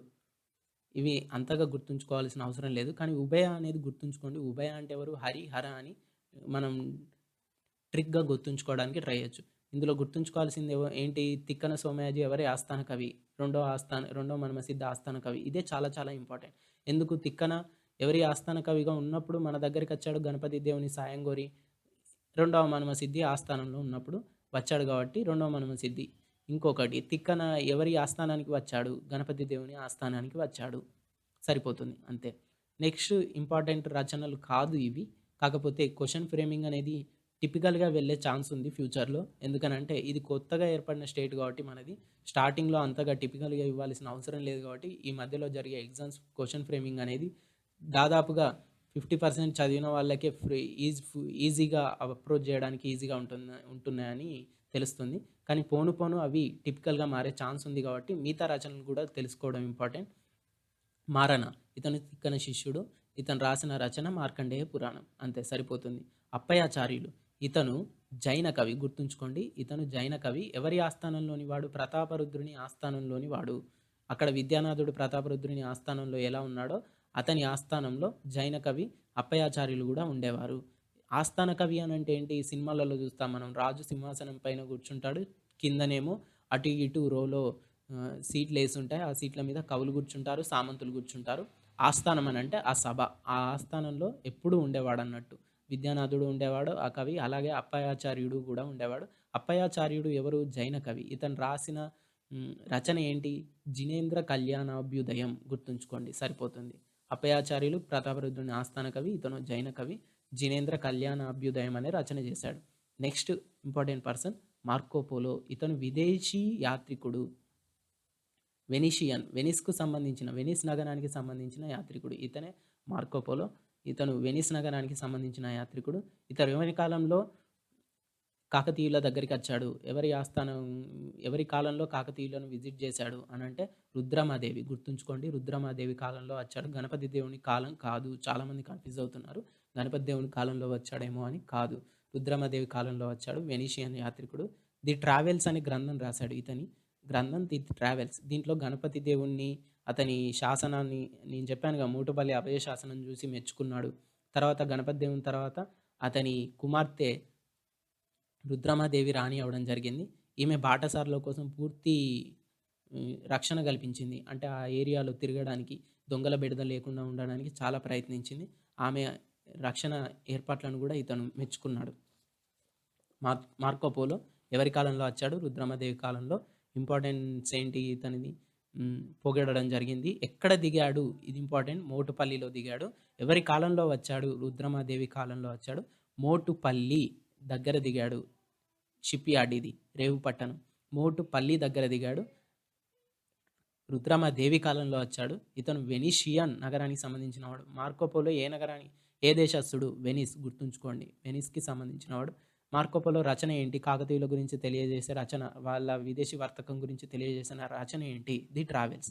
ఈ పాయింట్స్ కూడా రాసుకోండి నేను చెప్పేటివి. ఇవన్నీ చాలా చాలా ఇంపార్టెంట్ పాయింట్స్. ఇదివరకు వేరే ఎగ్జామ్స్‌లో అడిగినవి కూడాను. ఏపీపీఎస్ నుంచి కంపేర్ చేసుకుంటే ఇప్పటివరకు నేను చెప్పే ప్రతి పాయింట్ కూడా దాదాపుగా అడిగినవే. అయితే మారణ అనేది అంత ఇంపార్టెంట్ ఏం కాదు. కాకపోతే ఎగ్జామ్ ప్యాటర్న్ అనేది డీప్‌గా వెళ్ళే ఛాన్సులు ఉన్నప్పుడు మాత్రం ఇది ఇంపార్టెంట్‌గా ఉంటుంది. గుర్తుంచుకోవాల్సిన ఇందులో ముందుగా మార్కో పోలో గుర్తుంచుకోండి. తర్వాత అప్పయాచార్యుని రచన గుర్తుంచుకోండి. ఆయన ఏ కవి? ఆయన ఆస్థానం ఎవరి ఆస్థానంలో ఉండేవాడు గుర్తుంచుకోండి. ఇంపార్టెంట్ పర్సన్ మాత్రం ముఖ్యంగా ఈ పేజ్‌లో మార్కో పోలో మాత్రమే. నెక్స్ట్ ఇంపార్టెన్స్ లేవు వీటికి అంతగా. కాకపోతే గుర్తుంచుకోవడానికి ట్రై చేయండి. ఇది క్వెషన్ ఫ్రేమింగ్ అనేది డీప్‌గా వెళ్ళినప్పుడు మాత్రమే ఇలాంటివి యూజ్ అవుతాయి. చాళుక్య మల్లకవి, అతని రచనలు, ఈ రామాయణం గావచ్చు, రాఘవం, ఉదాత్త రాఘవం గావచ్చు, ఇవంత ఇంపార్టెంట్ ఏం కాదు. కానీ రాసి పెట్టుకోండి. మీరు ముందుగా ఇంపార్టెన్స్ చదివిన తర్వాత ఇవి చదవడానికి ఫ్రేమ్ చేసుకోండి క్వెషన్ అనేది. విధానాచార్యుని రచనలు. నెక్స్ట్ గుండెయ్య భట్టు. గుండెయ్య భట్టు ఇతను ప్రతాపరుద్ర ఆస్థానంలోని వాడు. ఈయన కూడా రవి. అంటే కవులను ప్రతాపరుద్రుడు చాలా ఆదరించాడనేది మనం దీన్ని చూస్తే అర్థమైపోతుంది. ఇతని రచన ఏమీ లేదు, ప్రత్యేకించి చెప్పాల్సింది ఏం లేదు. కాకపోతే శ్రీహర్షుడు అనే కవి రాసినటువంటి ఖండన ఖండన కంద ఖాద్యం అనే అద్వైత గ్రంథం. అద్వైతం అని అంటే ఏంటంటే అంతా ఒక్కటే. రామానుజాచార్యులు ప్రతిపాదించిల్లు దీన్ని. అంతా ఒక్కటే. శంకరాచార్యులు సారీ. అంతా ఒక్కటే. అద్వైతం అంటే ఏంటి? అంతా ఒకటే. శివుడైనా, హరుడైనా, మానవుడైనా అంతా ఒకటే అనేది ప్రతిపాదించేది అద్వైతం. ఈ గ్రంథానికి వాక్య రాశాడు. వాక్య అంటే ముందు మాట. ఇప్పుడు మనం ఒక బుక్ కొనుక్కుంటాం. దాంట్లో ఫ్రంట్ పేజీలో ముందు మాట అని ఒక హెడ్డింగ్ ఉండి, ఆ బుక్ గురించి సంబంధించింది మొత్తం రాయబడి ఉంటుంది. అలాగే శ్రీహర్షునికి సంబంధించిన ఖండన కంద ఖాద్యం అనే అద్వైత గ్రంథానికి ముందు మాట రాశాడు. వాక్య రాశాడు. ఎవరు రాశారు? గుండయ్య భట్టు రాశాడు. ఈయన ఎవరు? ప్రతాపరుద్ర 2 ఆస్థానంలోని వాడు. నేను ఇదివరకే చెప్పాను. ప్రతాపరుద్ర 2 అని అంటే అసలు యాక్చువల్‌గా అది పేరు కాదు. ప్రతాపరుద్రుని ఆస్థానంలోని వాడు. కాకపోతే కాకతీయులలో ఇంకొక ప్రతాపరుద్రుడు ఇతనికంటే ముందున్నాడు. అంటే వాళ్ళ తాత కావచ్చు, లేకపోతే ముత్తాత కావచ్చు. మళ్ళీ ఇతనికి ప్రతాపరుద్ర అనే పేరు పెట్టుకున్నారు. కాకపోతే మనం చదవడం కన్వీనియంట్‌గా ఉండడానికి ఏం చేస్తున్నాం? ఇతన్ని ప్రతాపరుద్ర 2 అని చదువుతున్నాం. లేకపోతే క్వెషన్ ఫ్రేమింగ్‌లో కన్‌ఫ్యూజ్ అయ్యే ఛాన్స్ ఉంటుంది కాబట్టి. నెక్స్ట్ కాకతీయుల కాలానికి సంబంధించిన వివరాలు తెలియజేసేవి ముస్లిం రికార్డ్స్ కొన్ని ఉన్నాయి. వీటిని కూడా చదువుకోవడానికి ట్రై చేయండి. ఇసామి రాసిండు ఒకటి. ఇసామి రచన ఏంటి? ఫుతూ ఉస్ సలాతీన్. ఇది కాకతీయులకు సంబంధించిన వాటి గురించి తెలియజేస్తుంది. నెక్స్ట్ ఫెరిస్తా రాసిన తారిఖీ ఫెరిస్తా. నెక్స్ట్ బరానీ రాసిన తారిఖీ ఫిరోజాహి. నెక్స్ట్ అమీర్ ఖుస్రు ఆషికా కిరాన్ ఉస్ సాదైన్. అమీర్ ఖుస్రు రచన ఇందులో ఆషికా అనేది చాలా చాలా ఇంపార్టెంట్. గుర్తుంచుకోండి. ఆషికా అనే రచన ఇంపార్టెంట్. ఇది లవ్ స్టోరీకి సంబంధించిన రచన. దీని ద్వారా కూడా కొంత ఇన్ఫర్మేషన్ అనేది మనకు కాకతీయుల గురించి తెలియజేస్తున్నాయి. అందుకే అమీర్ ఖుస్రు రచనలో ఇంపార్టెంట్ రచన ఆషికా. ఇది ఇండియన్ హిస్టరీలో కూడా చాలా ఇంపార్టెంట్. తెలంగాణ హిస్టరీలోనే కాకుండా ఇండియన్ హిస్టరీ పార్ట్‌లో కూడా చాలా ఇంపార్టెంట్. ఇతనే Aamir Khusro. Next ibn Battuta రాసిన రెహాలా. ఇది కూడా ఇంపార్టెంట్. ఎప్పుడైతే సింగిల్ డిజిట్ తోటి, సింగిల్ వర్డ్స్ తోటి మనకు పేర్లు ఉంటాయో అవి ఇంపార్టెంట్. ఫర్ ఎగ్జాంపుల్ ఆషికా ఉంది. సింగిల్ వర్డ్ ఒక పదంలా ఉన్నది సరిపోతుంది. ఎవరు రాసారు? అమీర్ ఖుస్రు రాశాడు. రెహాలా రాసింది ఎవరు? Ibn Battuta. ఇవి గుర్తుంచుకోండి. ఇవి మొఘల్ చక్రవర్తుల దగ్గర పనిచేసినటువంటి ఇస్లాం తుగ్లక్‌ల దగ్గర, వాళ్ళ దగ్గర పైన ఢిల్లీ సుల్తాన్‌ల దగ్గర పనిచేసినటువంటి వాళ్ళకు సంబంధించిన రచనలు. సారీ, మొఘల్స్ కాదు, ఢిల్లీ సుల్తాన్‌లకు సంబంధించిన రచనలు. నెక్స్ట్ కాకతీయుల టాపిక్‌లో ఇంపార్టెంట్ టాపిక్ ఏంటంటే కట్టడాలు, బిల్డింగ్స్.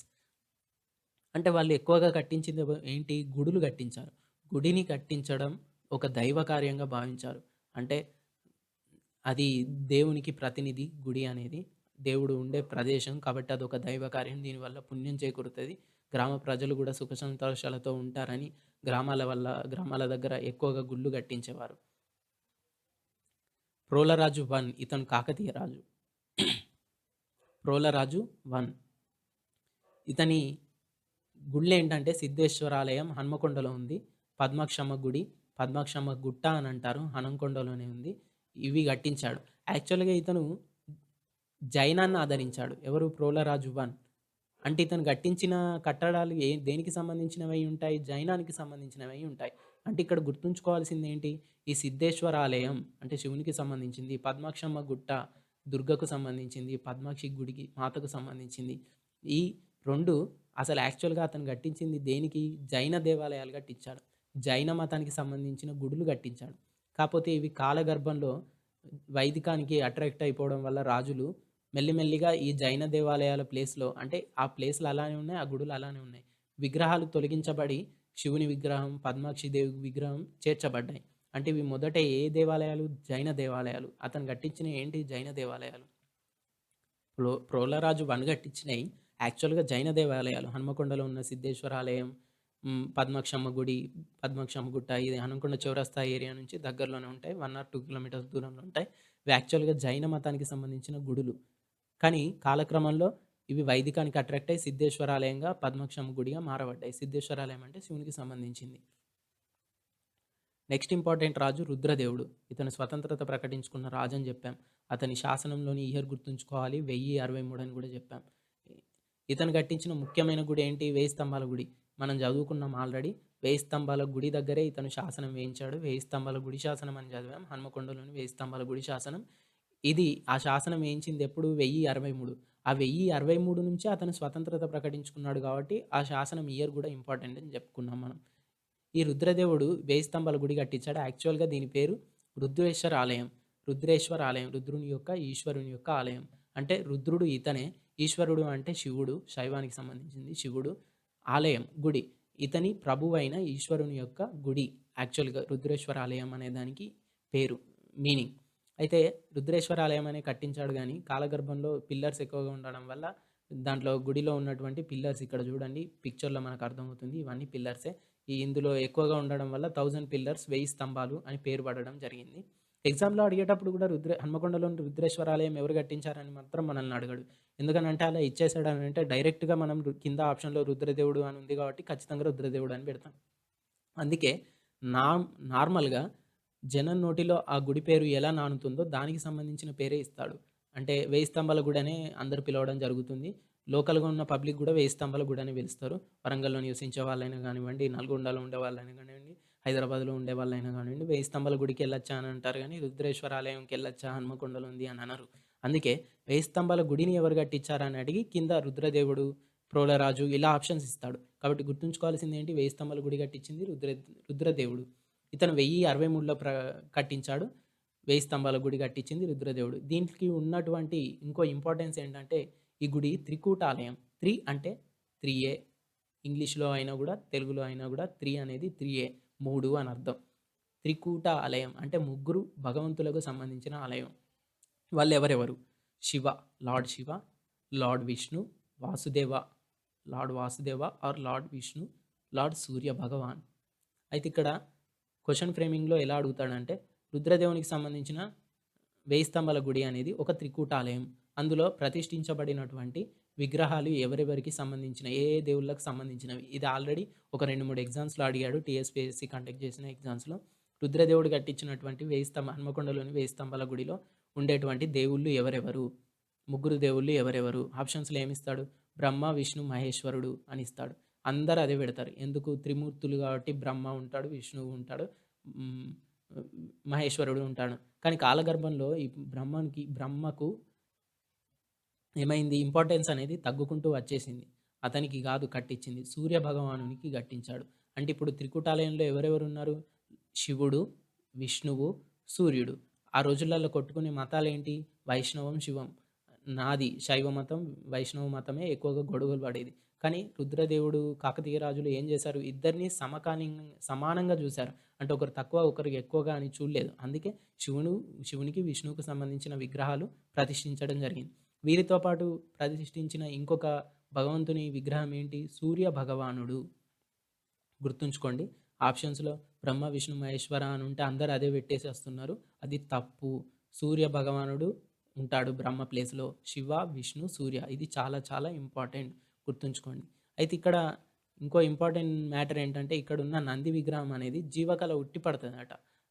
అట కాదు, నేను కూడా చూసానండి.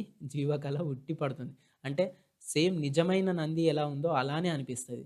ఇప్పుడు వాన పడ్డప్పుడు ఈ వేయి స్తంభాల గుడికెళ్తే ఎంత బావుంటుందంటే, ఆ నంది నీటిలో తడవడం వల్ల మొత్తం షైన్ అవుతూ సూపర్‌గా అవుపడతది. అసలు నిజంగా ఒక నందొచ్చి అక్కడ కూర్చుందేమో అన్నంత బాగా అవుపడతది.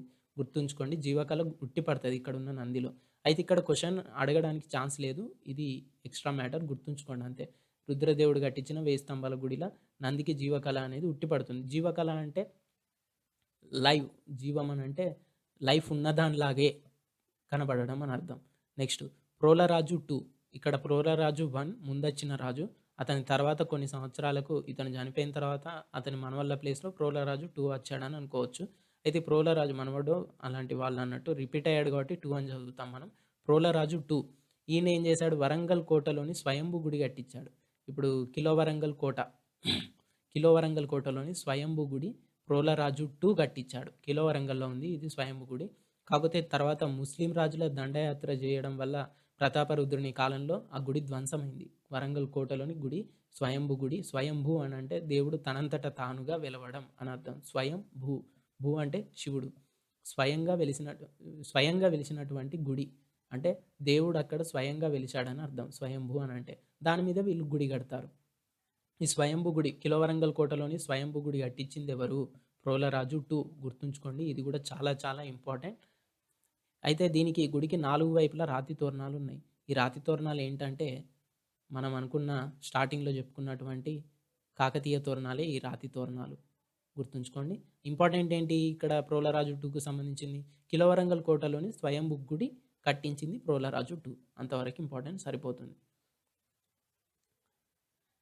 నెక్స్ట్ రేచర్ల గణిపిరెడ్డి. ఈయన ఎవరు అనేది ముందు తెలుసుకోవడం ఇంపార్టెంట్. ఈయన ఎవరు? ఈయన మన కాకతీయులకు సామంతుడు కాదు. కాకతీయులకు ఇతనికి నేరుగా సంబంధం లేదు. మధ్యలో మీడియేటర్ ఎవరు? కాకతీయులకు గణపిరెడ్డికి మధ్యలో రేచర్ల రుద్రుడు ఇంపార్టెంట్. ఈయన ఎవరు రేచర్ల రుద్రుడు? మనం స్టార్టింగ్‌లోనే డిస్కస్ చేసాం. రామప్ప గుడి కట్టించింది ఇతనే. అలాగే రామప్ప చెరువు కూడా తవ్వించింది ఇతనే. 12, 13 అని కూడా ఇయర్ గుర్తుంచుకున్నాం ఈజీగా ఉండడానికి. 12 ఆఫ్టర్ 13 అని. ఈయన ఎవరు? గణపతి దేవుని ముఖ్యమైనటువంటి సేనాధిపతి. గణపతి దేవునికి సంబంధించిన సేనాధిపతి రేచర్ల రుద్రుడు. అతని కుమారుడు రేచర్ల గణిపిరెడ్డి. ఈ ఇంటి పేరు చూస్తేనే మనకు అర్థమైపోతుంది. రేచర్ల గణిపిరెడ్డి. గణిపి అంటే ఎవరు? గణపతి. ఇక్కడ గుర్తుంచుకోవాల్సింది ఏంటి? ఇక్కడ ఏది రిఫ్లెక్ట్ అవుతుంది? గణిపిరెడ్డి అనే కాడ ఆ గణపతి దేవుడు రిఫ్లెక్ట్ అవుతున్నాడు. ఇతడు ఎవరికి సేనాధిపతి? రేచర్ల రుద్రుడు గణపతి దేవునికి సేనాధిపతి. రాజు అంటే గణపతి దేవుడు అంటే రేచర్ల రుద్రునికి చాలా ఇష్టం. అందుకే రాజు పేరు కలిసేలాగా తన కొడుకు పేరు గణిపిరెడ్డి అని పేరు పెట్టుకున్నాడు. ఈయన కట్టించినవేంటి? కోటగుళ్ళు కట్టించాడు. ఇది ఇంపార్టెంట్. ములుగు, గణపురం, వరంగల్. గణపూర్‌లోని కోటగుళ్ళు కట్టించింది ఎవరు? ములుగు, గణపూర్‌లోని కోటగల్లు అని అంటున్నారు ప్రస్తుతం.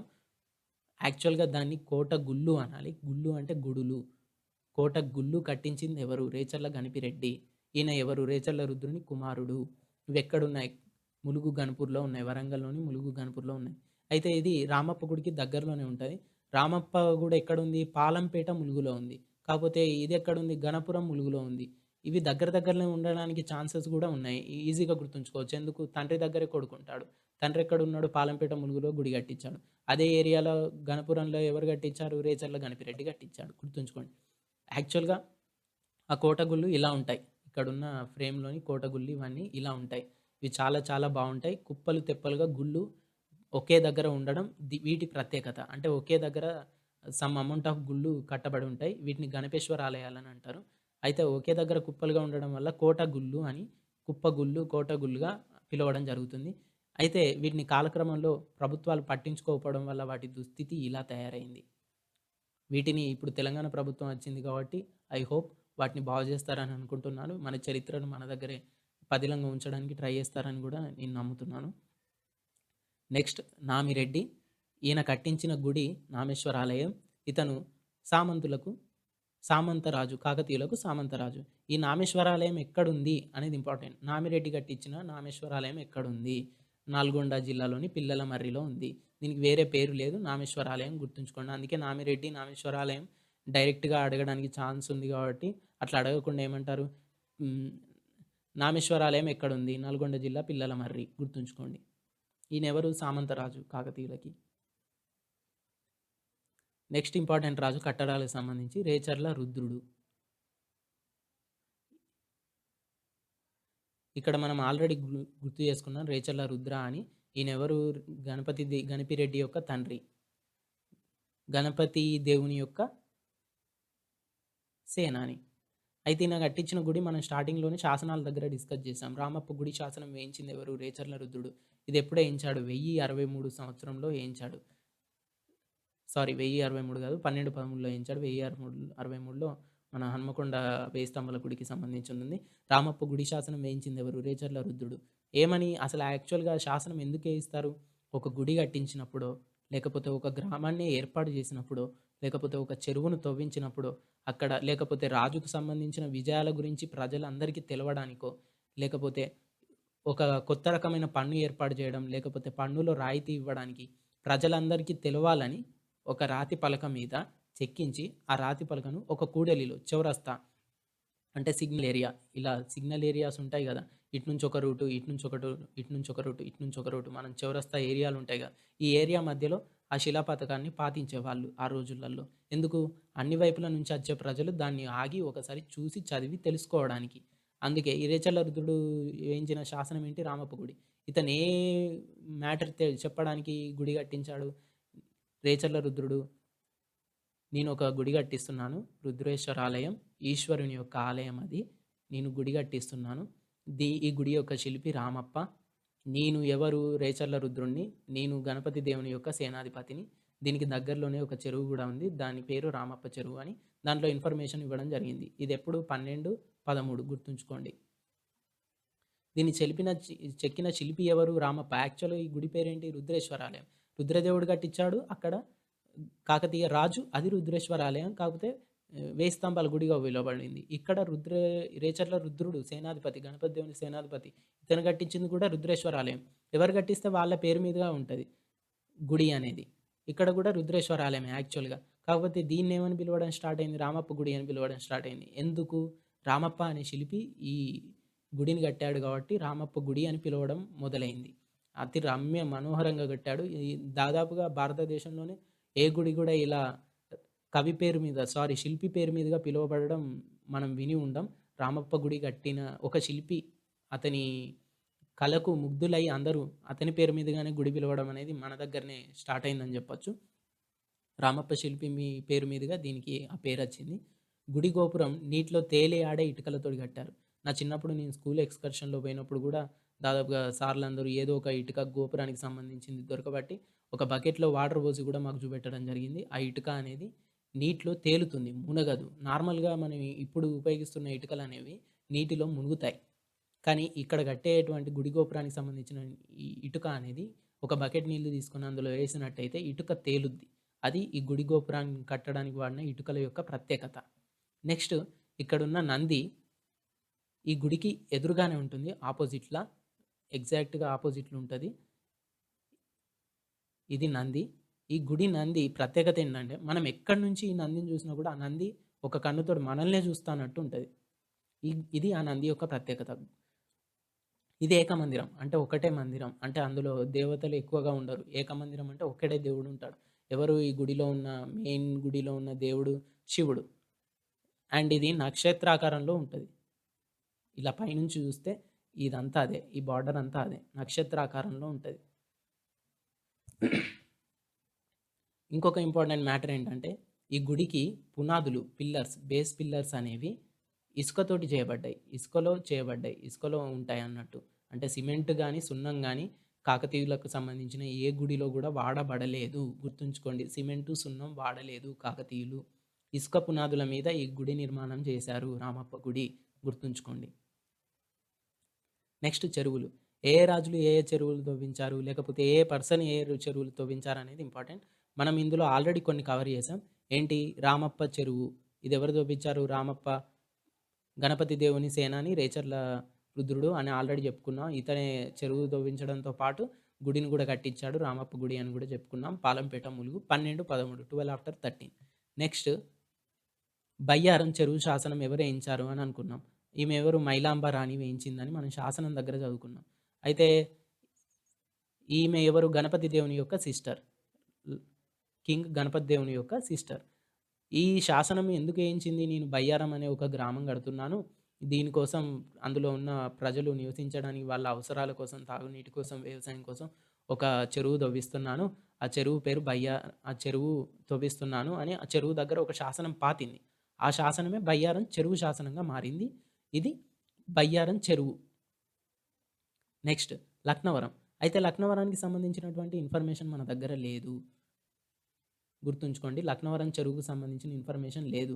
లక్నవరం చెరువు నార్మల్‌గా ఇది ఒకప్పుడు బయటపడలేదు. రీసెంట్‌గా అనంటే నాకు తెలిసి 1900 చేంజ్‌లో 1990స్ చేంజ్‌లో అప్పుడు మనకు తెలవడం జరిగింది. అంతకుముందు దాకా తెలవదు. దీనికి సంబంధించినటువంటి శాసనాధారాలు గానీ, లేకపోతే లిఖితపూర్వక ఆధారాలు గానీ మనకింకా లభ్యం కాలేదు. గుర్తుంచుకోండి. కుంద సముద్రం. ఇది కుందమాంబ కట్టించింది, తవ్వించింది. సముద్రం అనంటే గుర్తుంచుకోండి పెద్ద చెరువు అని అర్థం. బయ్యారం చెరువు అనంటే అదొక చిన్న చెరువు గంతే చెరువు. సముద్రం అనే దానికి వాళ్ళు అప్పుడు ఎందుకు ఆ పేరు వాడేవాళ్ళనంటే ఒక పెద్ద చెరువును సూచించడానికి సముద్రం అనే పేరు వాడేవాళ్ళు. కుంద సముద్రం కట్టించింది, తవ్వించింది. కుంద అనే పేరు ఎవరి పేరు మీదుగా వచ్చింది? కుందమాంబ పేరు మీదుగా వచ్చింది. కుంద అనేది కుందమాంబ అనేది ఎవరు? గణపతి దేవుని యొక్క సిస్టర్. ఈమె కుంద సముద్రం అనే చెరువు తవ్వించింది. సముద్రం అంటే పెద్ద చెరువు. ఇది ఎక్కడుంది? కుందవరంలో ఉంది ప్రాంతం. నెక్స్ట్ చౌడ సముద్రం. ఇదెవరు చేసింది? మాల్యాల చౌండ. చౌండ సముద్రం తవ్వించింది ఎవరు? చెరువు తవ్వించింది మాల్యాల చౌండ. ఈయనెవరు? గణపతి దేవుని యొక్క సేనాధిపతి. రేచర్ల రుద్రుడు గణపతి దేవుని యొక్క సేనాధిపతే. అంటే గణపతి దేవుని దగ్గర చాలామంది సేనాధిపతులు ఉండేవారు. రాజు దగ్గర చాలామంది సేనాధిపతులు ఉండేవారు. ఒక్కొక్క సేనని వివిధ భాగాలుగా విభజించి ఒక్కొక్క దానికి ఒక్కొక్క సేనాధిపతిని నియమించేవాళ్ళన్నట్టు. లేకపోతే ఒక యుద్ధం చేయడానికి ఒక రాజు దగ్గరికి నువ్వు ఇంతమందిని సైన్యం తీసుకుపో అని ఒక హెడ్‌ను నియమించేవాడు. అతన్నే సేనాధిపతి అని కూడా అనేవారు. సేనకు అధిపతి. ఈతను ఎవరు? మాల్యాల చౌండ తవ్వించిన చెరువు ఏంటి? చౌండ సముద్రం. ఇది కొండపర్తి దగ్గరుంది. అయితే ఇక్కడ క్వెషన్ ఫ్రేమింగ్ ఎలా ఉంటదంటే, కొండపర్తి వరంగల్ ప్రాంతంలోని చౌండ సముద్రం తవ్వించినటువంటి మాల్యాల చౌండ ఎవరి దగ్గర సేనానిగా పనిచేసేవాడు? గణపతి దేవుని యొక్క. ఎందుకంటే పేరులోనే మనకు ఆన్సర్ తెలిసిపోతుంది. చౌండ సముద్రం తవ్వించింది ఎవరు? మాల్యాల చౌండ అని ఇచ్చేస్తే మనకు డైరెక్ట్ పెట్టేస్తాం కాబట్టి ఇలా రివర్స్‌లో అడిగే ఛాన్స్ ఉంది. లేకపోతే కన్‌ఫ్యూజ్ చేయడానికి ఎలా అడిగే ఛాన్స్ ఉంది? చౌండ సముద్రం అనే చెరువు తవ్వించినటువంటి గణపతి దేవుని సేనాని ఎవరు? కింద అహల్య చౌండ, మాల్యాల చౌండ, రెడ్డినాడు చౌండ అని ఇస్తాడు. అంటే అప్పుడేం పెట్టాలి? మాల్యాల చౌండ. ఇలా క్రిటికల్‌గా ఇవ్వడానికి ఛాన్స్ లేదు. కాబట్టి రివర్స్‌లో ఇవ్వడానికే ఛాన్స్ ఉంది. కొత్త పేర్లు సృష్టించాల్సిన అవసరం లేదు కాబట్టి మాల్యాల చౌండ ఎవరి సేనాధిపతి? చౌండ సముద్రం కట్టించినటువంటి కొండపర్తి సమీపంలోని చౌండ సముద్రం కట్టించినటువంటి మాల్యాల చౌండ ఎవరి సేనాధిపతి? ఎవరి సేనాధిపతి? గణపతి దేవుని సేనాధిపతి. గన్పూర్ చెరువు తవ్వించింది వరంగల్ ప్రాంతంలో ఉంటుంది. ఇది గన్పూర్ చెరువు. అయితే దీన్ని గణపతి దేవుని కాలంలో తవ్వించారు. గణపతి దేవుడే తవ్వించాడని మనం చెప్పలేం. గణపతి దేవుని కాలంలో తవ్వించారు. అంతే ఇంపార్టెన్స్. నెక్స్ట్ కే సముద్రం. ఇది ఇంపార్టెంట్. కే సముద్రం అనేది తవ్వించింది ఎవరు? కే సముద్రం చెరువు తవ్వించింది ఎవరు? ప్రోలరాజు 1. మనం ఇంతకుముందు డిస్కస్ చేసాం. ప్రోలరాజు 1 ఇతనే తవ్వించాడు. ప్రోలరాజు 1 ఏం చేశాడు? యాక్చువల్‌గా పద్మాక్షమ్మ, నెక్స్ట్ ఇంకోటి సిద్ధేశ్వరాలయం హన్మకొండలోని ఇవి యాక్చువల్‌గా జైన మందిరాలని మనం డిస్కస్ చేసాం. ప్రోలరాజు 1 అతనే కే సముద్రం అనేది తవ్వించాడు. కే సముద్రం అనేది అతని బిరుదు పేరు మీదుగా వచ్చింది. యాక్చువల్‌గా స్టార్టింగ్‌లో ఈ చెరువు పేరు కేసరి సముద్రం. కేసరి సముద్రం. కానీ రాను రాను వాడుక భాషలోకి కన్వర్ట్ అయిపోయి కేసరి సముద్రం, కేసరి సముద్రం, కే సముద్రం అయిపోయింది. ఫర్ ఎగ్జాంపుల్ ఇప్పుడు వరంగల్‌లో ఎంజీఎం హాస్పిటల్ ఉంది. Mahatma Gandhi medical. MGM hospital ఉంది. కాకపోతే దాన్ని ఉచ్చారణలో నార్మల్ పబ్లిక్ ఏమని పిలుస్తున్నారు? ఎంజెం హాస్పిటల్ అని అంటున్నారు. MGM hospital. అలాగే ఉచ్చారణకొచ్చేసే వరకు కేసరి సముద్రం కాస్త కే సముద్రంగా మారిపోయింది. ఇది మొదటి ప్రోలరాజు తవ్వించాడు. అయితే ఇతను కే సముద్రం అని ఎందుకు పేరు పెట్టాడు? తన బిరుదేమిటంటే అరిగజకేసరి. అరిగజకేసరి. ఏనుగులకు సింహ స్వప్నం లాంటివాడు అనర్థం. ఏనుగులకు సింహ స్వప్నం లాంటివాడు అని అర్థం. అరిగజకేసరి అని బిరుదు గలవాడు ఎవరు? మొదటి ప్రోలరాజు. అతడు తవ్విచ్చిన చెరువేంటి? కే సముద్రం. తన బిరుదు మీదుగా తవ్విచ్చాడు గుర్తుంచుకోండి. ఇంపార్టెంట్. కే సముద్రం తవ్విచ్చిందెవరు? చెరువు తవ్విచ్చిందెవరు? ప్రోలరాజు 1. నెక్స్ట్ హన్మకొండలో ఒక చెరువు తవ్విచ్చాడు రుద్రదేవుడు. ఇది అంత ఇంపార్టెంట్ కాదు. గుర్తుంచుకోవాల్సింది ఏంటి? పాకాల ఎవరు తవ్విచ్చారు? నర్సంపేట దగ్గర ఉన్నటువంటి పాకాల. పాకాల చాలా చాలా బావుంటుంది చెరువు. టూరిస్ట్ ప్లేస్ గూడా. ఇందులో ముసళ్ళు గూడా అప్పుడప్పుడు వలలో చిక్కడం జరుగుతుంది. నర్సంపేట ఏరియాలో ఉంది పాకాల చెరువు అనేది. అయితే దీన్ని గణపతి దేవుని మంత్రి బయ్యన్న నాయకుడి కొడుకు జగదాలు ముమ్మడి కట్టించాడు. ఈ చెరువు తవ్వించడం అనేది జగదాలు ముమ్మడి అనే పర్సన్ చేశాడు. ఇతనెవరు? ఇతనికి డైరెక్ట్‌గా మన కాకతీయులతో సంబంధం ఉందా? లేదు. ఇతనికి కాకతీయులకు మధ్య మీడియేటర్ ఎవరు? బయ్యన నాయకుడు. ఈయన ఎవరు? గణపతి దేవుని మంత్రి. గుర్తుంచుకోండి. మంత్రి ఒక్కడే వచ్చాడు. సేనాధిపతులు మాత్రం ఇద్దరు ముగ్గురు మనకు రిపీట్ అవుతూ ఉంటారు. కానీ మంత్రి ఒక్కడే వచ్చాడు. ఈయన మీడియేటర్ గణపతి దేవునికును కాకతీయ రాజుకును ఈ జగదాలు ముమ్మడికి. ఎవరైనా జగదాలు ముమ్మడి యొక్క ఫాదర్. ఇంతకుముందు కూడా మనం గణపి రెడ్డి కోట గుళ్ళు చేసేటప్పుడు మనం రేచర్ల గణపిరెడ్డికి సంబంధించి మీడియేటర్ అతని ఫాదర్‌గా రేచర్ల రుద్రుడు, గణపతి దేవుని సేనాధిపతి. ఈయన కుమారుడు గణపిరెడ్డి కోటగుళ్ళు కట్టించాడు అని మనం చదువుకున్నాం. అలాగే ఇక్కడ కూడా గణపతి దేవుని మంత్రి బయ్యన్న నాయకుడి కొడుకు జగదాలు ముమ్మడి పాకాల చెరువును తవ్వించాడు. వీటి ఇంపార్టెన్స్ ఏంటంటే ఇప్పటికి కూడా ఇప్పుడు ప్రజెంట్ కూడా పాకాల చెరువుతోటి 9037 ఎకరాలకు నీళ్ళు అందుతుంది వ్యవసాయం చేసుకోవడానికి. It's a great thing. చాలా ఇంపార్టెంట్ వన్.